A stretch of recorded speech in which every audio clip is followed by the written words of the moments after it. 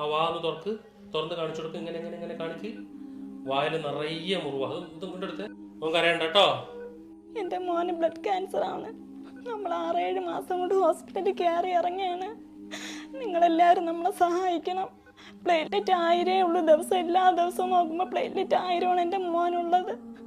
രാവിലെ കഴിക്കുമ്പോഴേ ബെഡും അവൻ്റെ ഡ്രസ്സും എല്ലാം ബ്ലഡ് ആയിരിക്കും. എൻ്റെ മോനെ നിങ്ങളെല്ലാവരും രക്ഷിക്കണം.